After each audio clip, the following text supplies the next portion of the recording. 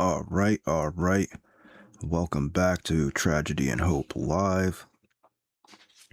We're still on Britain, Background to Appeasement, 1900 to 1939, on page 475. Before we get started, though, I got the Jim Bob print. You can see Jim Bob right there. That's the real Jim Bob. That's where he actually exists inside the photo. But yeah, it's pretty cool. It's like a Where's Waldo type of thing, where there's a bunch of like hidden stuff in the photo. Not photo, but drawing. And it will keep you looking at it for quite a while. And there's a bunch of like E-celebrities. So I guess Jim Bob is now raised to the rank of, I don't know, maybe like B E-celebrity. Maybe A minus. He's pretty good. Plus it's cool. So yeah, check him out. Link in the description below to madebyjimbob.com. So let's get into this book now. All right. The Liberal Party was not so closely controlled as was the Conservative Party, but its chief leaders were on intimate relations of friendship and cooperation with the Cecil crowd. This was especially true of Lord Rosebery, who was Prime Minister in 1894 to 1895, and H. Asquith, who was Prime Minister in 1905 to 1915. Asquith married Margot Tennant, sister-in-law of Alfred Littleton, in 1894, and had Balfour as his chief witness at the ceremony. Littleton was the nephew of Gladstone, as Balfour was the nephew of Salisbury. In later years, Balfour was the closest friend of the Asquiths, even when they were leaders of two opposing parties. Balfour frequently joked of the fact that he had dinner with champagne at Asquith's house before going to the House of Commons to attack his host's policies. Sounds familiar. On Tuesday evenings, when Asquith dined at his club, Balfour had dinner with Mrs. Asquith, and the Prime Minister would stop by to pick her up on his way home. It was on an evening of this kind that Balfour and Miss Asquith agreed to persuade Asquith to write his memoirs. Asquith had been almost as friendly with another powerful leader of the Conservative Party, Lord Milner. These two ate their meals together for 4 years at the scholarship table in Balliol in 1870s, and had supper together on Sunday evenings in the 1880s.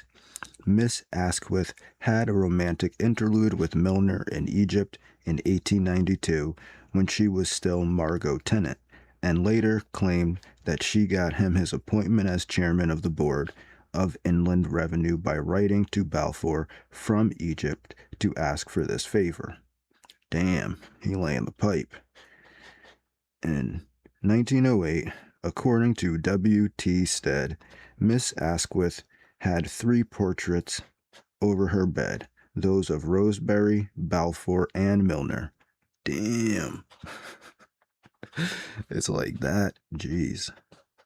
After the disruption of the Liberal Party and the beginnings of the rise of the Labour Party, many members of the Liberal Party went over to the Conservatives. Relationships between the two parties became somewhat less close, and the control of the Liberal Party became considerably less centralized. The Labour Party arose because of the discovery by the masses of the people that their vote did not avail them much so long as the only choice of candidates was, as Bagehot put it, "Which of two rich people will you choose?" The issue came to a head because of a judicial decision. In the Taff Vale case of 1901, the courts decided that the labor unions were responsible for damages resulting from their economic actions. To overcome this decision, which would have crippled the unions by making them financially responsible for the damages arising from strikes, the working classes turned to political action by setting up their own candidates in their own party. The funds needed were provided by the labor unions, with the result that the Labor Party became, for all practical purposes, the trade union party. The Labor Party is, in theory, somewhat more democratic than the Conservatives, since its annual party conferences is the final authority on policies and candidates. But since unions provide the bulk of the members and the party funds, the unions dominate the party. In 1936, when the party membership was 2,444,357, almost 2 million of these were indirect members through the 73 trade unions which belonged to the party. Between party conferences, administration of the party's work was in the hands of the National Executive Committee, 17 of whose 25 members could be elected by the unions. Because of its working class basis, the Labor Party was generally short of funds. In the 1930s, it spent on average £300,000 a year, compared to £600,000 a year for the Conservatives and £400,000 a year for the Liberals. In the election of 1931, the Labor Party spent £181,629 in campaigning, compared to the £472,476 spent by non-Labor candidates. In the election of 1935, the two figures were £196,819 and £526,274. This shortage of money on the part of the Labor Party was made worse by the fact that the Labor Party, especially when out of office, had difficulty in getting its side of the story to the British people. In 1936, the Labor Party had support from one morning paper with a circulation of 2 million copies, while the Conservatives had support of 6 morning papers with a circulation of over 6 million copies. Of 3 evening papers, 2 supported the Conservatives and 1 supported the Liberals. Of 10 Sunday papers with an aggregate circulation of 13 million copies, 7 with circulation of 6 million supported the Conservatives, 1 with a circulation of 400,000 supported Labor, and the 2 largest with a circulation of 6 million were independent. The radio, which is the second most important instrument of publicity, is a government monopoly created by the Conservatives in 1926. In theory, it is controlled by an impartial board, but this board was created by Conservatives, is generally manned by Conservative sympathizers, and permits the government to make certain administrative decisions. Sometimes it runs fairly, sometimes it runs very unfairly. In the election of 1931, the government allowed 15 periods on the BBC for political campaigning. It took 11 periods for the Conservatives, gave 3 to Labor, and 1 to the Liberals. In 1935, somewhat more fairly, it was permitted 12 periods, taking 5 for the Conservatives, giving 4 to Labor, and 3 to the Liberals. Since the 2 chief parties in England did not represent the ordinary Englishman, but instead represent the entrenched economic interest directly, there is relatively little lobbying, or attempting to influence legislators by political or economic pressure. This is quite different from the United States, where lobbyists sometimes seem to be the only objects on a congressman's horizon.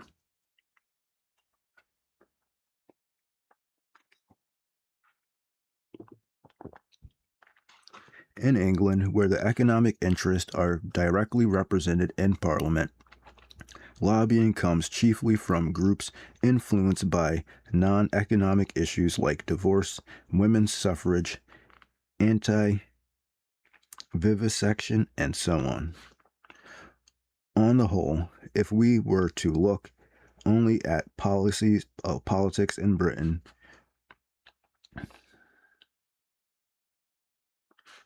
there's no comma there. On the whole, if we were to look only at politics in Britain, would appear. Oh, that's right. On the whole, if we were to look only at politics, comma, Britain would appear at least as democratic as America. There was no comma there, though.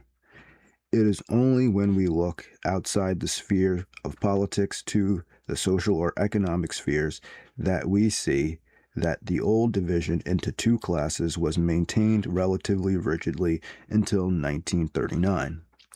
The privileged classes were generally able to maintain their grasp on the professions, the educational system, the army, the civil service, and so on, even when they were losing their grasp on the political system. This was possible because training in the expensive educational system of the upper classes continued to be the chief requirement for entrance into these non-political activities. The educational system, as we have said, was divided roughly into two parts.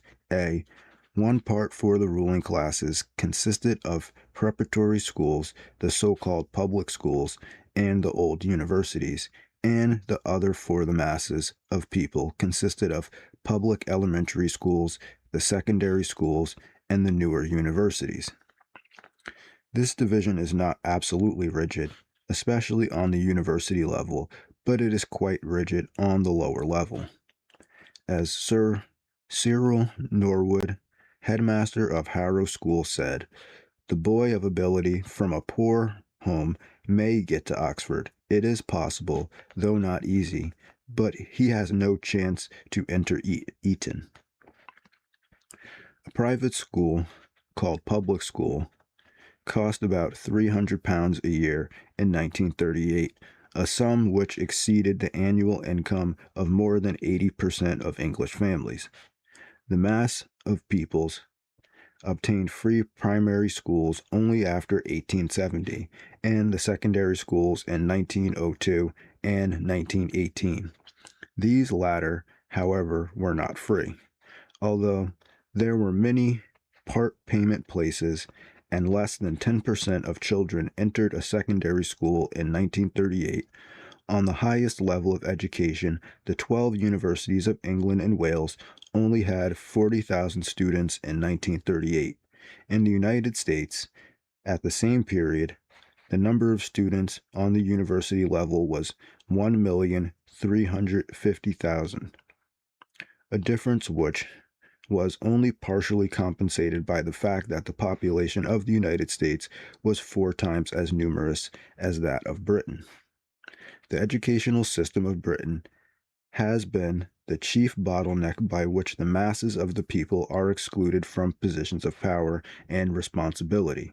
It acts as a restriction because of the type of education which leads to such positions is far too expensive for any but an insignificant fraction of Englishmen to be able to afford it. Thus, while Britain had political democracy at a fairly early period, it was the last civilized country to obtain a modern system of education.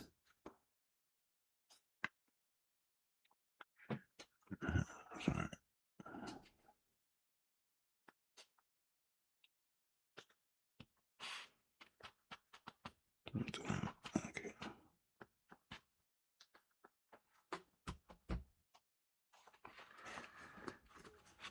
This is in sharp contrast with the situation in France, where the amount of education obtainable by a student is limited only by his ability and willingness to work, and position of importance in the civil service, the professions, and even business are available to those who do best in the educational system. In Britain, ability to a considerable degree commands positions for those who pass through the educational systems, but the right to do this is based very largely on ability to pay. The civil service in Britain in 1939 was uniform in all the regular departments of government and was divided into 3 levels. From the bottom up, these were known as clerical, executive, and administrative. Promotion from one level to another was not impossible, but was so rare that the vast majority remained in the level they first entered. The most important level, the administrative, was reserved to the well-to-do classes by its method of recruitment. It was open in theory to everyone through a competitive examination. This examination, however, could be taken only by those who were 22 or 24 years old. It gave 300 out of 1,300 points for the oral part, and the written part was based on liberal subjects as taught in the public schools and universities. All this served to restrict admission to the administrative level of the civil service to young men whose families could afford to bring them up in the proper fashion. In 1930, of 56 civil servants in post commanding salaries of over £2,000 each, only 9 did not have the upper-class background of Oxford, Cambridge, or a public school. This policy of restricting was most evident in the Foreign Office, where from 1851 to 1919, every person on the administrative level was from Oxford or Cambridge, 1/3 were from Eton, and 1/3 had titles. That means they were like lords or whatever. The use of educational restriction as a method for reserving the upper ranks of the civil service to the well-to-do was clearly deliberate and was, on the whole, successful in achieving the purpose intended. As a result, as H.R.G. Greaves wrote, the persons to be found in the principal positions of the civil service in 1850, 1900, or 1930 did not differ markedly in type. A similar situation was to be found elsewhere. In the army, in peacetime, the officers were almost entirely from the upper class. They obtained commission by examination, largely oral, based on study at universities or at the 2 military schools, Sandhurst and Woolwich, which cost £300 a year to attend. The pay was small, with heavy deductions for living expenses, so that an officer needed a private income. The Navy was somewhat more democratic, although the proportion of officers risen from the ranks decreased from 10.9% in 1931 to 3.3% in 1936. The Naval School, Dartmouth, was very expensive, costing £788 per year.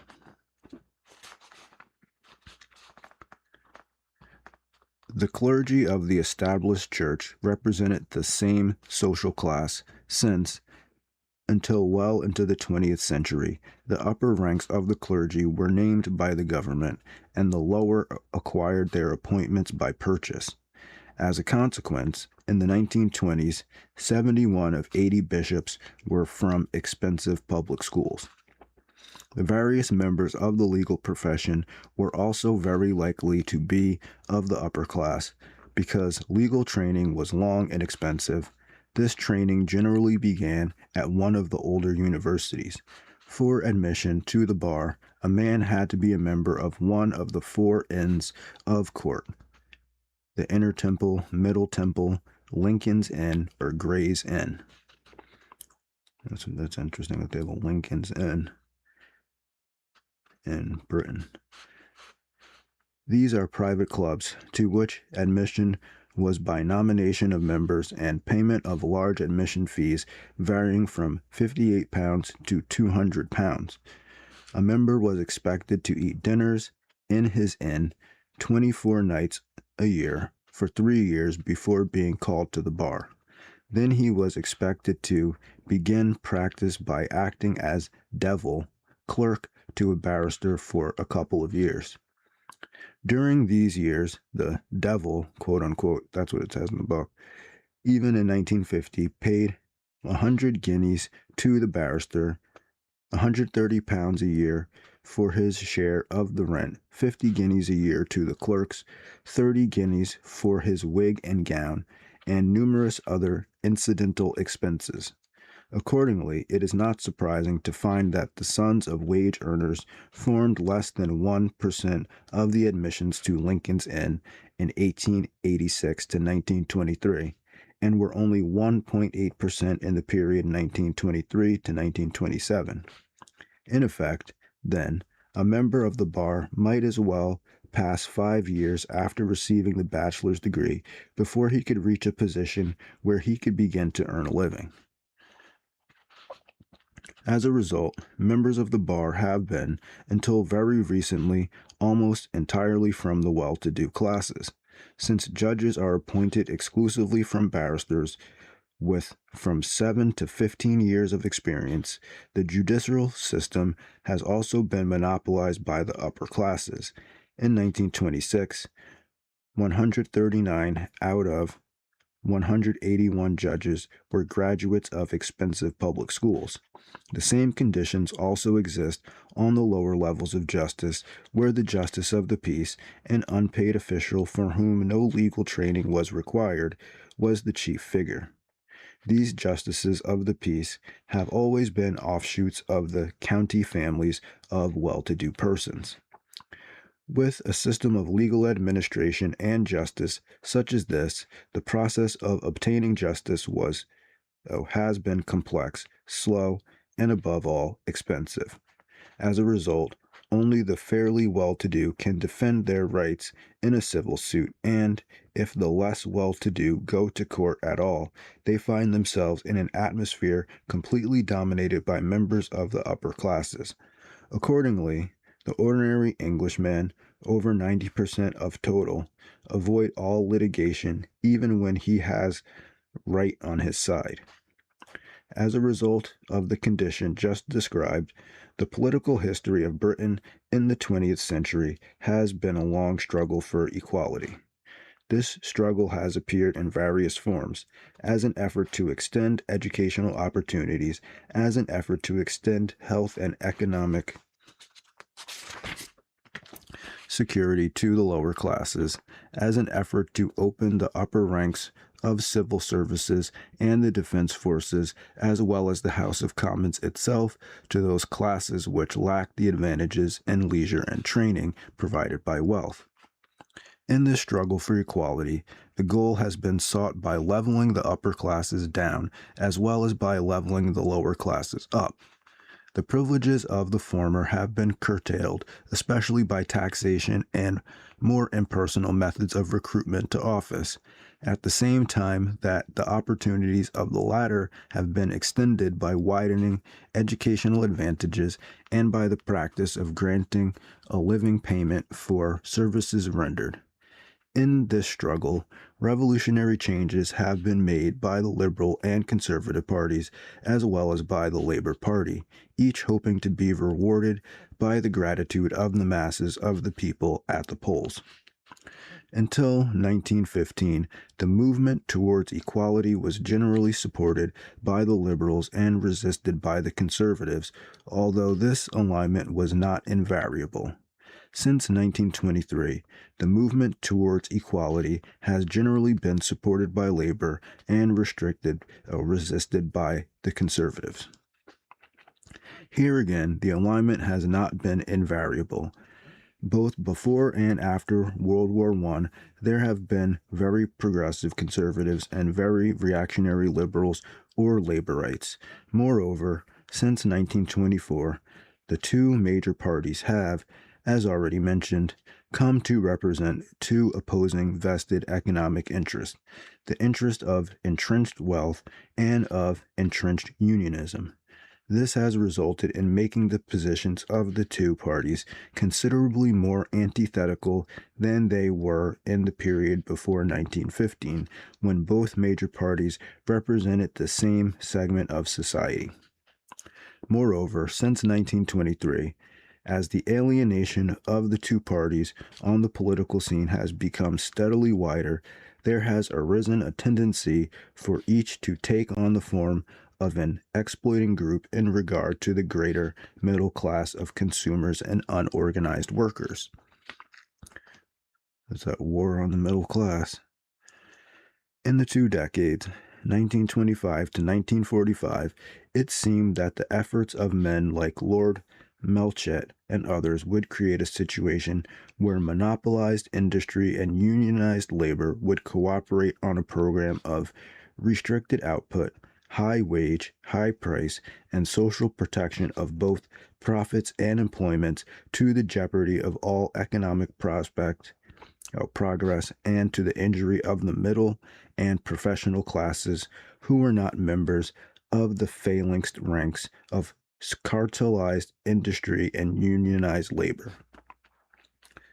Although this program did succeed to the point where much of Britain's industrial plant was obsolescent, inefficient, and inadequate, this trend was partly ended by the influence of the war, but chiefly by the victory of the Labour Party in the election of 1945.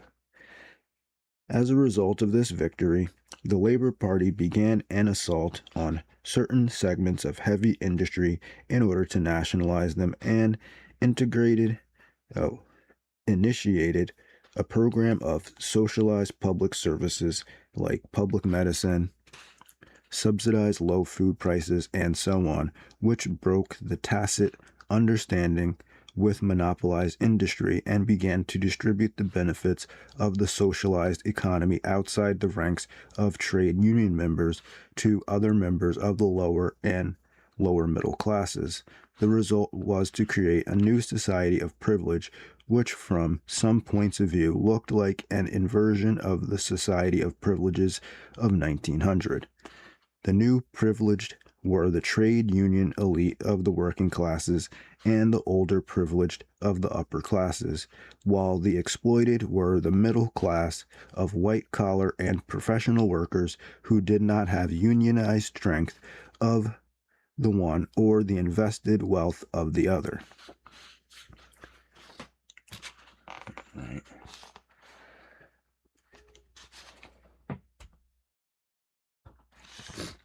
Okay, let's see.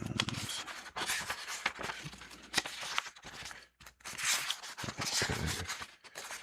Super long. We'll see how much we get through. Political history to 1939.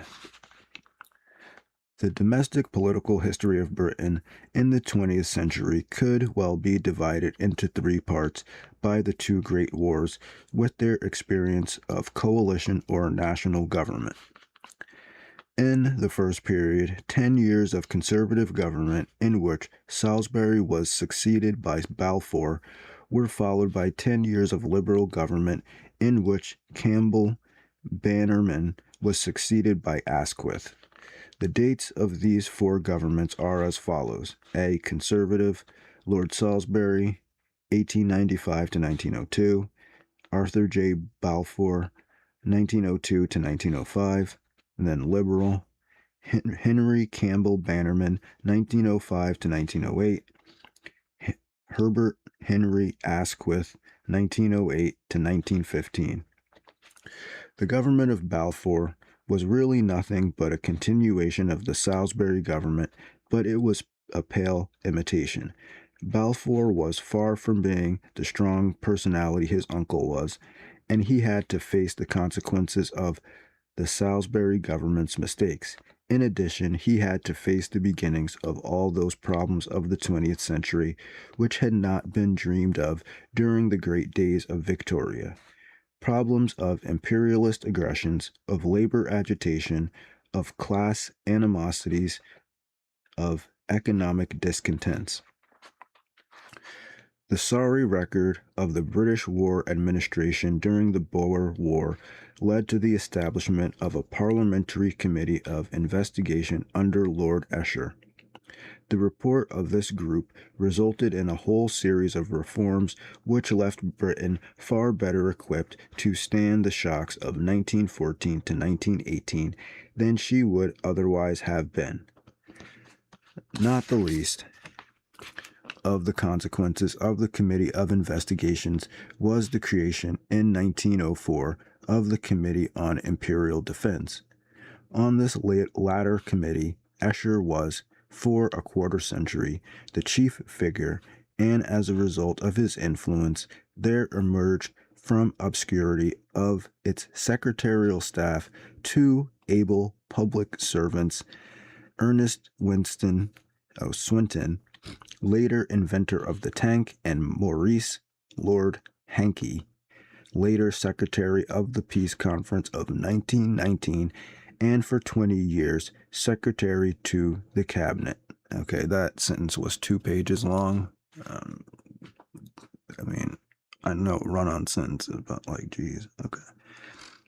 The Balfour government was weakened by several other actions. The decision to import Chinese coolies to work the mines of the Transvaal in 1903 led to widespread changes of reviving slavery. The Education Act of 1902, which sought to extend the availability of secondary education by shifting its control from school boards to local government unions, and by providing local tax rates to support private church-controlled schools, was denounced by nonconformists as a scheme to force them to contribute to Anglican education. The efforts of Joseph Chamberlain, Balfour's Secretary of State for the Colonies, to abandon the traditional policy of free trade for a program of tariff reform based on imperial preference succeeded only in splitting the cabinet. Chamberlain resigning in 1903 in order to agitate for his chosen goal, while the Duke of Devonshire and 3 other ministers resigned in protest at Balfour's failure to reject Chamberlain's proposal completely. Added to these difficulties, Balfour faced a great groundswell of labor discontent from the fact that the wage-earning segment of the population experienced a decline in standards of living in the period 1898 to 1906 because of the inability of wages to keep up with the rise in prices. This inability arose very largely from the decision of the House of Lords, acting as a Supreme Court in the Taff Vale case of 1902, that labor unions could be sued for damages arising from the actions of their members in a strike. Deprived in this fashion of their chief economic weapon, the workers fell back on their chief political weapon, the ballot, with the result that the labor membership of the House of Commons increased from 3 to 43 seats in the election of 1906. This election of 1906 was a Liberal triumph, that party obtaining a plurality of 220 over the Conservatives and a majority of 84 over all other parties. But the triumph was relatively short-lived for the upper-class leaders of that party, like Asquith, Haldane, and Edward Grey. These leaders, who were closer to the conservative leaders, both socially and ideologically, than they were to their own followers, for partisan reasons, had to give free rein to the more radical members of their own party, like Lloyd George, and after 1910 were unable to govern at all without the support of the Labour Party members and the Irish nationalists. The government started off at full tilt. The Trade Disputes Act of 1906 overturned the Taff Vale decision and restored the strike as a weapon to the armory of the workers. In the same year, a Working Men's Compensation Act was put on the books, and in 1909 came an old age pension system. In the meantime, the House of Lords, the stronghold of conservatism, tried to halt the liberal tide by its veto of an education bill, of a licensing bill, which would have reduced the number of public houses, that's pubs, of a bill restricting plural voting and as a coup de grace of Lloyd George's budget of 1909. This budget was aimed directly at conservative supporters by its taxation of unearned incomes, especially from landed property. Its rejection by the Lords was denounced by Asquith as a breach of the Constitution, which, according to his belief, gave control over money bills to the lower house. Okay. From this dispute emerged a constitutional crisis which shook English society to its foundations. Even after two general elections in January and in December 1910,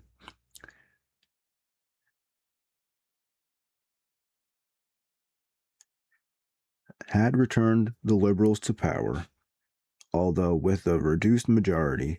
The Lords refused to yield until Asquith threatened to create enough new peers to carry his Parliament bill. This bill, which became law in August 1911, provided that the Lords could not veto a money bill and could not prevent any other bill from becoming law if it was passed in 3 sessions of the Commons over a period of at least 2 years. Okay, so the House of Commons is trying to stop the House of Lords from being able to block everything. The elections of 1910 had so reduced Asquith's plurality that he became dependent on Irish and Labourite support, and for the next 4 years was of necessity compelled to grant to both concessions for which he personally had little taste. In 1909, the Lords, again as Supreme Court, declared the use of Union funds in political campaigns to be illegal, thus destroying the political weapon to which Labor had been driven by the Taft-Vale decision of 1902. Asquith was not eager to overthrow this so-called Osborne judgment, at least for a while, for as long as Union political activities were illegal, the Labourite members of the Commons had to support Asquith in order to avoid a general election they could no longer finance. In order to permit the existing Labour members to live without Union funds, the Asquith government in 1911 established payment for members of Parliament for the first time.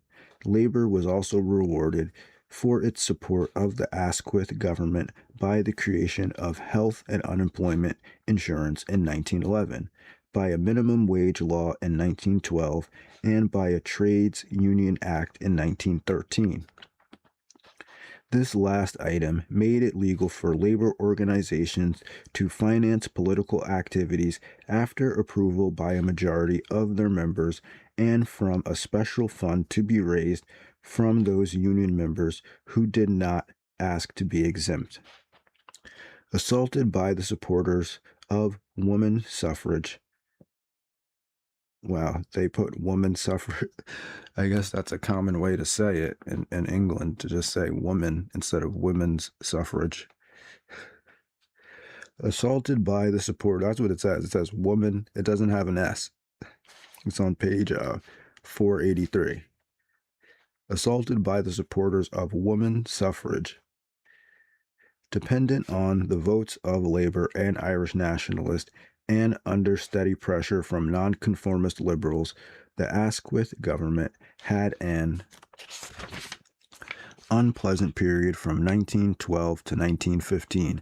The unpleasantness and violent controversies over Irish Home Rule and Welsh disestablishment.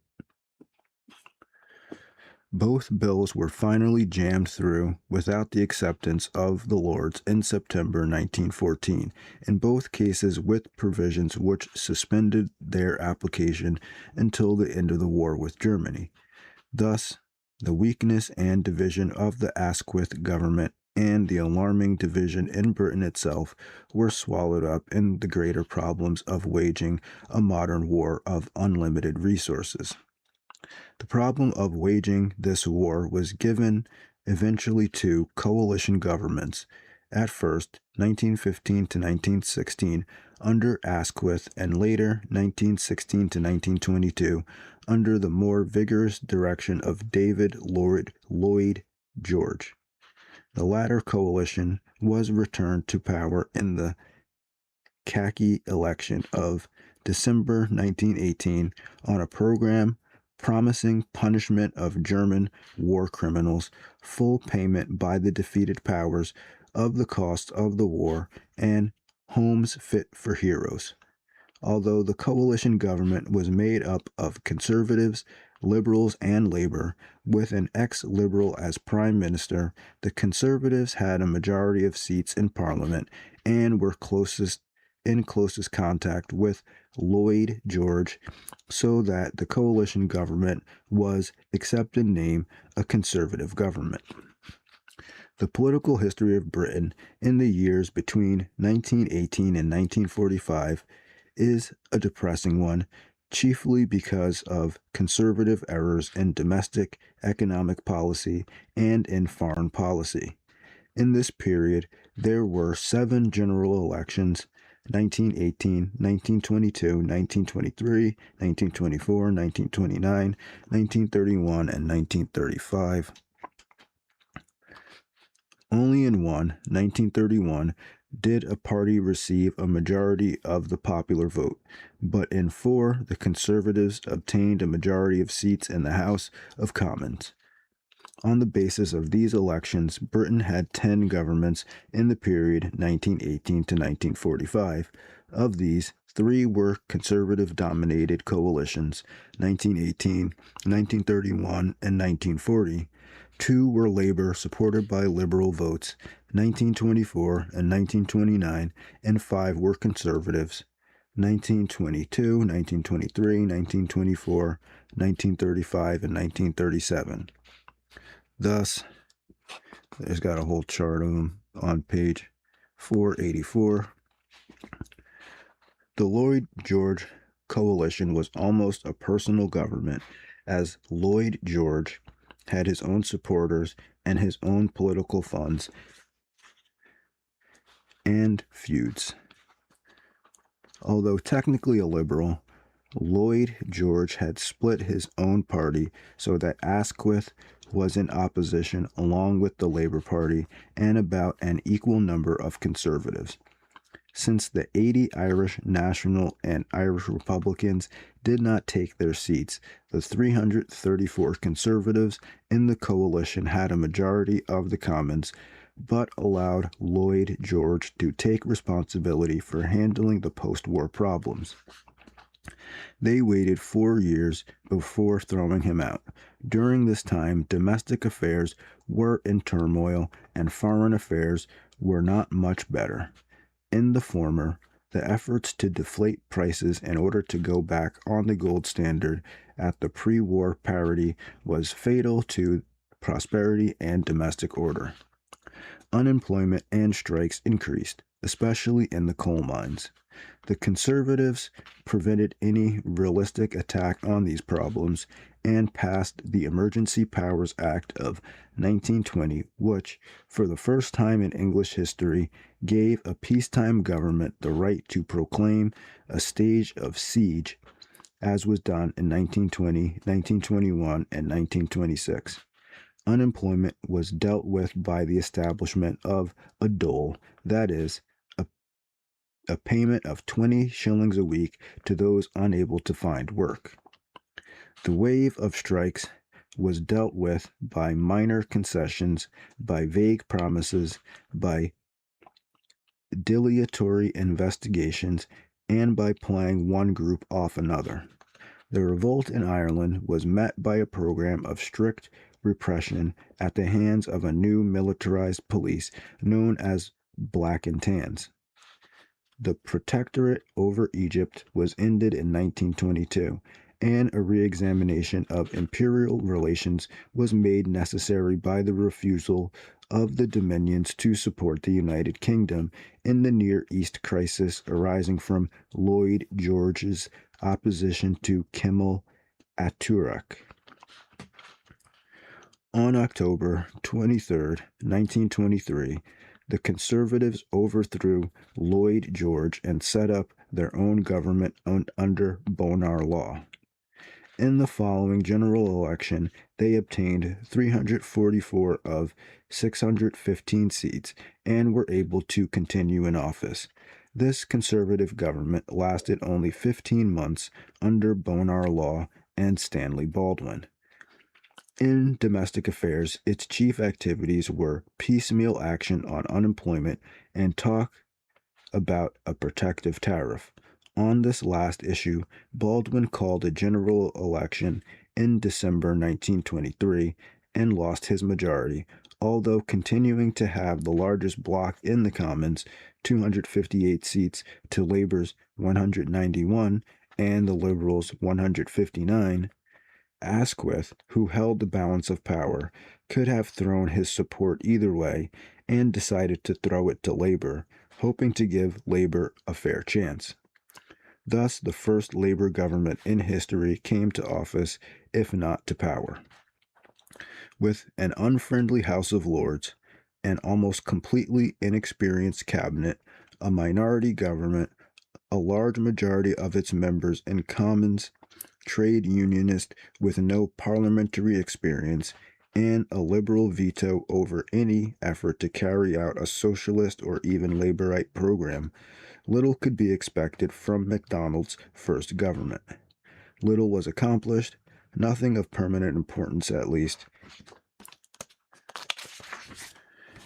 and within 3 months, the Prime Minister was looking about for an excuse to resign. His government continued the practice of piecemeal solutions for unemployment, began public subsidies for housing, lowered the taxes on necessities, sugar, tea, coffee, cocoa, abolished the corporation tax and the wartime duties of 33 1/3% on motor cars, watches, clocks, musical instruments, hats, and plate glass, as well as the 1921 duties on key industries, optical glass, chemicals, electrical apparatus. The chief political issue of the day, however, was communism. This rose to a fever heat when MacDonald recognized Soviet Russia and tried to make a commercial treaty with the same country. MacDonald cooperated with the Liberals with ill grace and resigned when Parliament decided to investigate the quashing of the prosecution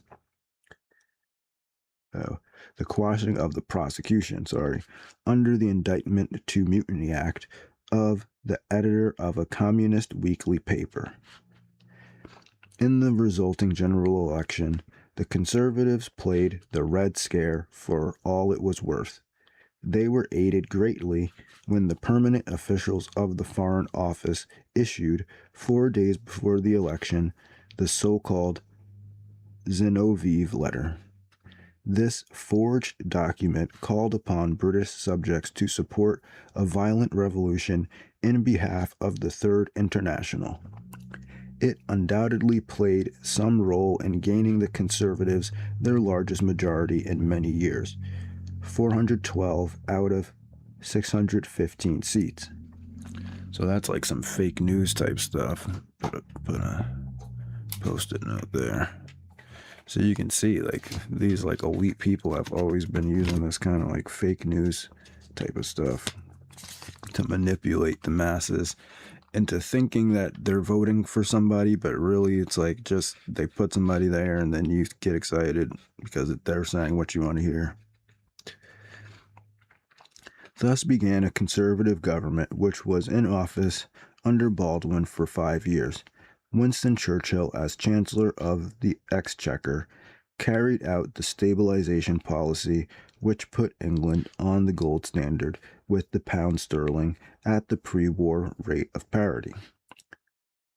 As we have indicated in Chapter 7, this policy of deflation drove Britain into an economic depression and a period of labor conflict, and the policy was so bungled in its execution that Britain was doomed to semi-depression for almost a decade, was in financial subjection to France until September 1931, and was driven closer to domestic rebellion than she had been at any time since the Chartist movement of 1848. The recognition of Russia and the trade agreement with Russia were abrogated. The import duties were restored, and the income tax was lowered, although the inheritance tax was raised. As deficits grew, they were made up by a series of raids on available special funds. The chief domestic event of this period was the general strike of May 3rd to 12th, 1926. The general strike developed from a strike in the coal mines and from the determination of both sides to bring the class struggle to a showdown. The British mines were in bad condition because of the nature of the coal deposits and because of mismanagement, which left them with inadequate and obsolete technological equipment. Most of them were high-cost producers compared to the mines of northern France and western Germany. The deflation resulting from the efforts to stabilize the pound hit the mines with special impact, since prices could be cut only if costs were cut first, an action which meant, for the mines above all, cutting of wages. The loss of export trade, resulting from Germany's efforts to pay reparations in coal, and especially the return of the Ruhr mines to full production after the French evacuation of that area in 1924, made the mines the natural focal point for labor troubles in England. The mines had been under government control during the war. After that conflict ended, many liberals, laborites, and the miners themselves wanted nationalization. This attitude was reflected in the report of the Royal Commission under Lord Sankey, which recommended nationalization and higher wages. The government gave the latter, but refused the former in 1919. Okay, so it gave higher wages, but not nationalization. Okay. In 1921, the government control ended. The owners demanded longer hours and reduced wages. The miners refused, went out on strike for 3 months, March to June 1921, and won a promise of a government subsidy to raise wages in the worst paid districts.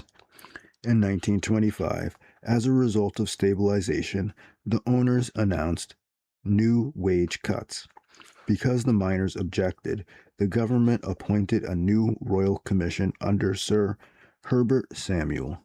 This group condemned the subsidy and recommended closing down high-cost mines, selling output collectively, and cutting wages while leaving hours of work the same.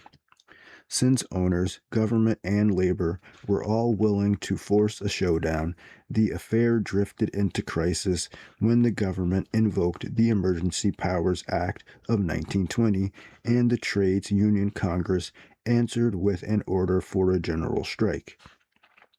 In the general strike, all union labor went out. Upper and middle class volunteers sought to keep utilities and other essential economic activities functioning.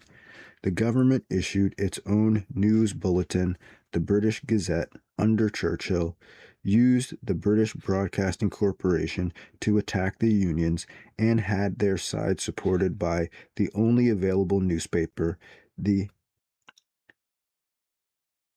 Antucian Daily Mail, which was printed in Paris and flown over.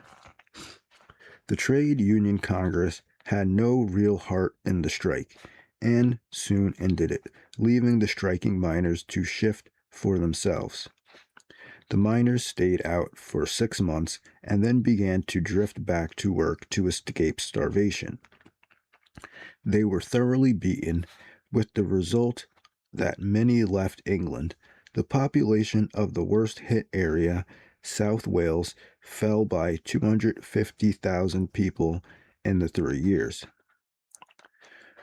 Among the results of the failure of the general strike, 2 events must be mentioned. The Trade Disputes Act of 1927 forbade sympathy strikes, restricted picketing, prohibited state employees from affiliating with other workers, restored the tariff of the Taft-Vale decision, and changed the basis for collection of union political funds from those who did not refuse to contribute to those who specifically agreed to contribute.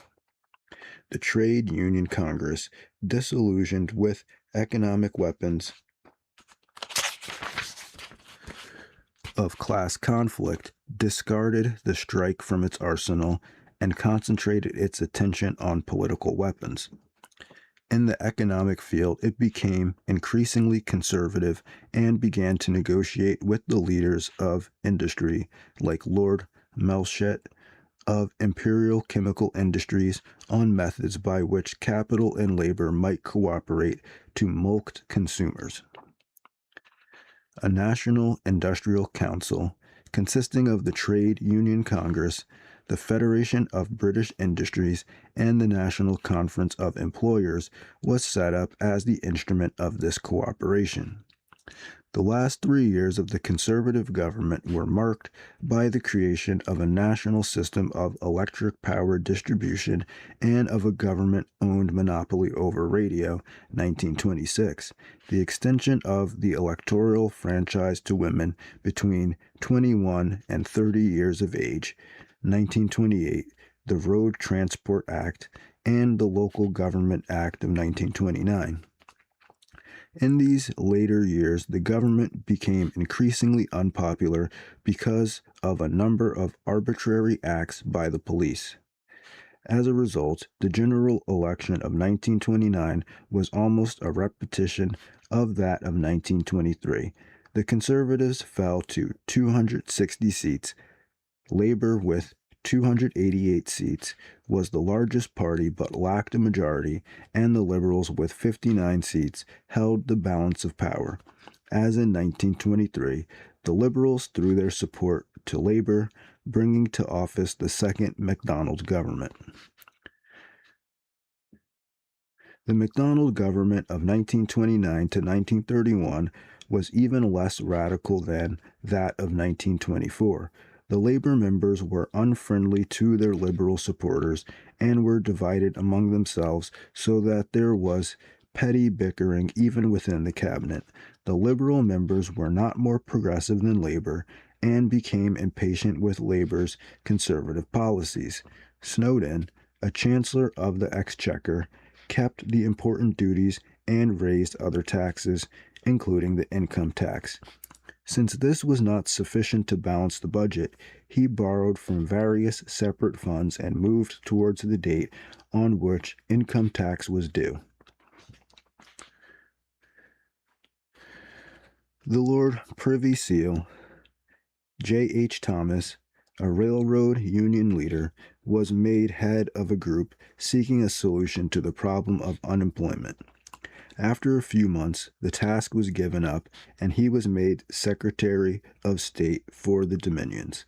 This failure appeared worse because both the Liberals and Sir Oswald Mosley, then of the Labour Party, had worked out detailed plans based on public works projects. Unemployment benefits were increased, with the result that the insurance fund had to be replenished by loans. The Coal Mines Act of 1930 set up a joint selling agency, established a subsidy for coal exports and a national wage board for the mines, but left hours of work at 7.5 a day instead of the older 7. The House of Lords refused to accept an electoral reform bill, an agricultural land utilization bill, and Sir Charles Trevelyan's education bill. The last of these provided free secondary education and raised the school leaving age to 15 years. But the Labor government was not insistent on these bills, and Trevelyan resigned in protest at its dilatory attitude. Or I guess it's dilatory. An agricultural marketing bill which benefited the landed group in the House of Lords and raised food prices to the consumer was passed. Throughout these efforts at legislation, it was clear that the Labour Party had difficulty controlling its own members, and the Labour protest vote on most divisions in Commons was quite large.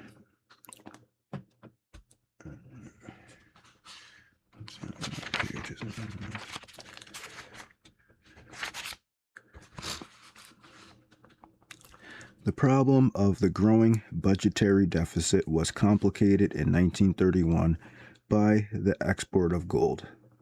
The National Confederation of Employers and the Federation of British Industry agreed in prescribing wage cuts of 1/3. On February 11th, a committee under Sir George May, set up on a Liberal motion, brought in its report. It recommends cuts in government expenditures of £96 million, 2/3 to come from unemployment benefits and 1/3 from employees' wages. This was rejected by the Trade Union Congress and by the majority of the cabinet. Notice how they always want to cut wages and raise taxes. They never ever mention, hey, why don't some of these rich people take a cut? Like, why don't these rich people like lower their profits, right? It's never in question. It's always, well, how are we going to cut the workers benefits or cut their wages, make their house smaller, make it so their car smaller, right? It's like the same basic principle as you'll own nothing and be happy, right? It's like, well, who gets the cut? The people that have no political power. Who's that? Poor people in a capitalist society, right? In June, the Macmillan Committee, after 2 years' study, reported that the whole financial structure of England was unsound and should be remedied by a managed currency controlled by the Bank of England. See, this is another thing. Anytime a real, honest economist looks at a Western economy, they always are like, it's fake. It's not going to work. But somehow, like we saw with Napoleon, somehow it does work. Somehow the fake money does work somehow. I don't know what it is. Instead of making efforts in any consistent direction, MacDonald, unknown to any of his cabinet except Snowden and Thomas, resigned but secretly agreed to continue as Prime Minister, supported by the Conservatives and whichever Labour and Liberal members he could get. Throughout the crisis, MacDonald consulted with the leaders of the other two parties, but not with his own, and he announced the formation of the national government at the same cabinet meeting at which he told the ministers that they had resigned. The national government had a cabinet of 10 members, of which 4 were Labour, 4 Conservative, and 2 Liberal. The non-cabinet ministers were Conservative or Liberal. This cabinet had the support of 243 Conservatives, 52 Liberals, and 12 Labour, and had in opposition 242 Labour and 9 Independents. Only 13 Labour MPs followed MacDonald, and they were soon expelled from the party. This crisis was of great significance because it revealed the incapacity of the Labour Party and the power of the bankers. The Labour Party throughout was racked by petty personal bickering. Its chief members had no understanding of economics. Snowden, the economic expert of the cabinet, had financial views about the same as those of Montague Norman of the Bank of England. There was no agreed party program except the remote and unrealistic one of nationalization of industry, and this program was bound to be regarded with mixed enthusiasm by a party whose very structure was based on trade unionism. As for the bankers, they were in control throughout the crisis.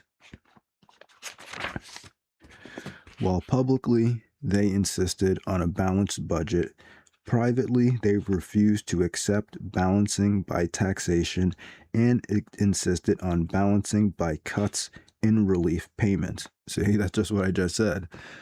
They're like, "Oh, tax the rich." No, and I'm not saying tax the rich. I'm one of those people that's like, no one should be getting taxed. But I'm just saying, you do notice that it's never discussed that, maybe the like CEOs should take a pay cut as opposed to the like lower class workers or the like lower wage workers. Working in close cooperation with American bankers and conservative leaders, they were in a position to overthrow any government which was not willing to crush them completely. While they refused cooperation to the Labor government on August 23rd, they were able to obtain a loan of £80 million from the United States and France for the national government when it was only 4 days old. Although they would not allow the Labor government to tamper with the gold standard in August, they permitted the national government to abandon it in September with the bank rates at 4.5%. The national government at once attacked the financial crisis with the typical banker's weapon, deflation. It offered a budget including higher taxes and drastic cuts in unemployment benefits and public salaries. Riots, protests, and mutiny in the Navy were the results. These forced Britain off gold on September 21st. A general election was called for October 27th. It was bitterly fought, with MacDonald and Snowden attacking labor while conservatives and liberals fought on the issue of a tariff. Snowden called the Labor Party Bolshevism run mad. He was later rewarded with a peerage. The government used all the powerful methods of publicity it controlled, including the BBC, in a fashion considerably less than fair, while Labour had few avenues of publicity and was financially weak from the Depression and the Trades Dispute Act of 1927. The result was an overwhelming government victory with 458 members supporting it and only 56 in opposition. The national government lasted 4 years. Its chief domestic accomplishment was the ending of free trade and the construction of a cartelized economy behind the new trade barriers. The construction of cartels, the revival of the export trade, and the continuance of low food prices gave a mild economic boon, especially in housing. The ending of free trade split the Liberal Party into a government group under Sir John Simon and an opposition group under Sir Herbert Samuel and Sir Archibald Sinclair. This gave 3 liberal splinters, for Lloyd George had never supported the government. The domestic program of the national government was such as to encourage a cartelized economic system and to curtail the personal freedom of individuals. On this, there was no real protest, for the labor opposition had a program which, in fact, if not in theory, tended in the same direction. A national system of unemployment insurance was set up in 1933. It required the insurance fund to be kept solvent by varying contributions with needs. With it was a relief program, including a means test which applied to those not eligible for unemployment insurance. It placed most of the burden on local governments, but it put all of the control in the centralized Unemployment Assistance Board. Unemployed youth were sent to training centers. All educational reform was curtailed, and the project to raise the school leaving age from 15 to 16 was abandoned. The London Passenger Transport Act of 1933, like the act creating the BBC 7 years earlier, showed that The Conservatives had no real objection to nationalization of public utilities. All the transportation system of the London area, except the railroads, was consolidated under the control of a public corporation.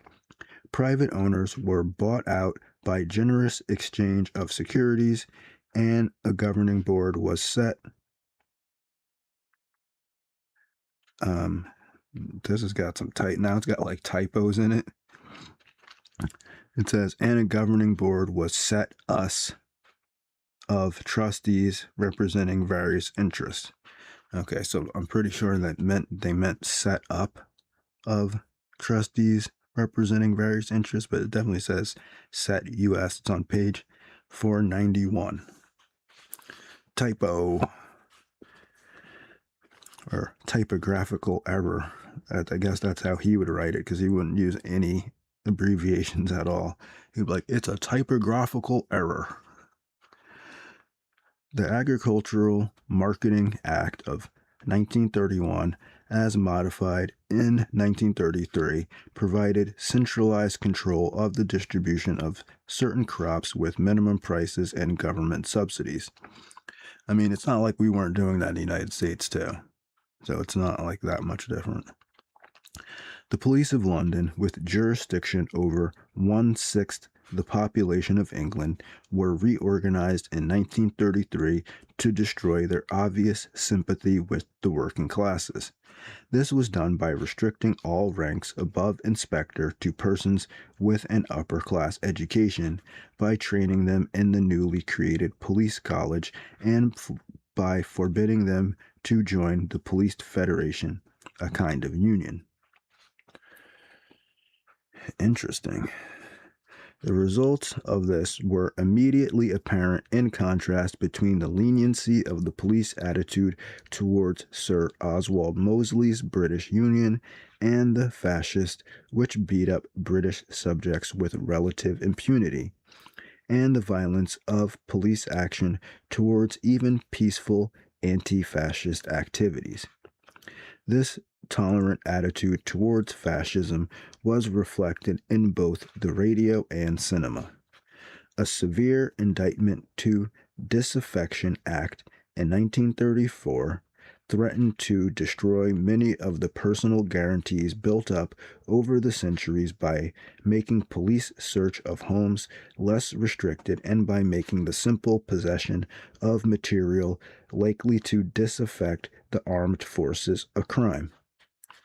It was passed after severe criticism and a Lord's debate, which continued until 4 a.m.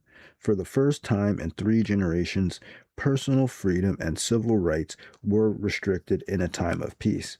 This was done by new laws, by use of old laws like the Official Secrets Act, and by such ominous innovations as voluntary censorship of the press, and by judicial extension of the scope of the libel laws. This development reached its most dangerous stage with the Prevention of Violence Act of 1939, which empowers a Secretary of State to arrest without warrant and to deport without trial any persons, even a British subject. That's pretty much like the same thing as the Patriot Act, where it's like they can just do anything they want to anyone at any time, as long as they just say you seem suspicious. Right. So none of this stuff is really new. Who has not been ordinarily a resident in England, if he believes such a person is concerned in the preparation or instigation of acts of violence, or is harboring persons so concerned? Fortunately, these new restrictions were administered with a certain residue of the old English good-humored tolerances, and were, for political reasons, rarely applied to any persons with strong trade union support. Reactionary tendencies of the national government were most evident in its fiscal policies. For these, Neville Chamberlain was chiefly responsible. For the first time in almost a century, there was an increase in the proportion of the total tax paid by the working classes. For the first time since the repeal of the Corn Laws in 1846, there was a tax on food. For the first time in 2 generations, there was a reversal in the trend towards more education for the people. The budget was kept balanced, but at a considerable price in human suffering, in the wastage of Britain's irreplaceable human resources.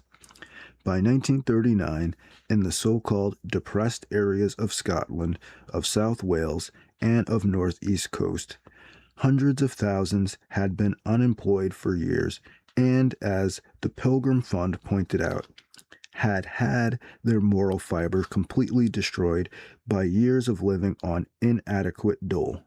The capitalists of these areas were supported either by government subsidy, as the Runciman family lined their pockets from shipping subsidies, or were bought out by cartels and trade associations from funds assessed on the more active members of the industry, as was done in coal mining, steel, cement, shipbuilding, and so on. The Derating Act of 1929 and the Derating Act of 1929 of Neville Chamberlain exempted industry from payment of 3/4 of its taxes under certain conditions. In the period 1930 to 1937, this saved industry £170 million, while many unemployed were allowed to starve. So you notice how it's just a trend. Got to keep the rich people going, even if it means just letting the poor people starve, right? Because they're low value people, right? This law was worth about £200,000 a year to Imperial Chemical Industries. On the other hand, Chamberlain, as Chancellor of the Exchequer, insisted on those appropriations for the Air Force, which ultimately made it possible for the Royal Air Force to overcome Goring's attack in the Battle of Britain in 1940. The general election of 1935, which gave the Conservatives 10 more years in office, was the most shameful of modern times. It was perfectly clear that the English people were wholeheartedly for collective security. In the period November 1934 to June 1935, the League of Nations Union cooperated with other organizations to hold a peace ballot. 5 questions were asked, of which the most important were the first, should Britain remain in the League, and the 5th, should Britain use economic or military sanctions against aggressors. So this is kind of like the first, Brexit. On the first question, the answer gave 11 million affirmative and 355,000 negative votes. On the use of economic sanctions, the vote was 10 million affirmative and 600,000 negative. On the use of military sanctions, the vote was 6 million affirmative and 2 million negative. To add to this, a by-election at East Fulham in the spring of 1935 saw a Labour supporter of collective security defeat a Conservative. The Conservatives resolved to fight a general election in support of collective security. Baldwin replaced MacDonald as Prime Minister, and Samuel Hoare replaced the Liberal Sir John Simon at the Foreign Office to make people believe that the program of appeasement would be reversed. In September, Hoare made a vigorous speech at Geneva in which he pledged Britain's support to collective security to stop the Italian aggression against Ethiopia. The public did not know that he stopped off in Paris en route to Geneva to arrange a secret deal by which Italy would be given 2/3 of Ethiopia. Of course, I'm not even talking about the Ethiopia thing, but it's just the fact that It's just this repeating pattern where they say one thing to the public while doing the exact opposite in the background in reality. And that's the real thing that they're actually doing, right? The Royal Jubilee was used during the spring of 1935 to build up popular enthusiasm for the conservative cause. Late in October, a week before the local elections, on which Labor had already spent most of its available funds, the Conservatives announced a general election for November 14th and asked a popular mandate to support collective security and rearmament. The Labor Party was left without either an issue or funds to support it, and in addition was split on the issue of pacifism, the party leaders in both Lords and Commons refusing to go along with the rest of the party on the issue of rearmament as a support for collective security. In the election, the government lost 83 seats, but the Conservatives still had a majority with 387 seats to Labor's 150. The Liberal Party was reduced from 34 to 21. This new government was in office for 10 years and had its own attention devoted almost exclusively to foreign affairs. In these, until 1940, as we shall see, it showed the same incapacity and the same bias it had been revealing in its domestic program. All right, that's the end of that section. The next section is section 11, Changing Economic Patterns, and that's going to start on page 497. All right, so we can see there that the whole thing was, again, it seems to be that this modernization thing is basically, from an American's perspective, it's like Democrats versus Republicans. The Republicans are the wealthy industrialists, and the Democrats are like working with the trade unions. And then it's like, that's what it is. It's been like a war on the middle class, right? Where that's why the middle class is disappearing and people either become like millionaires now or you're poor, right?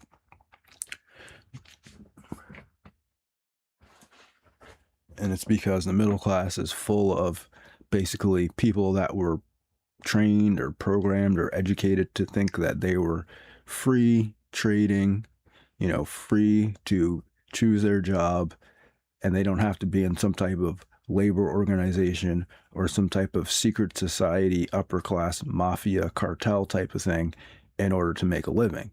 They just thought they could be individual people that respected the laws and customs of their country and go to work as an independent person and maybe even own a small business, be their own boss, take care of their family. But all that stuff is a joke, because basically you got the socialists attacking you on one side and the I don't want to say fascist, but I mean, it is fascism by definition, because it's like the government and business working together.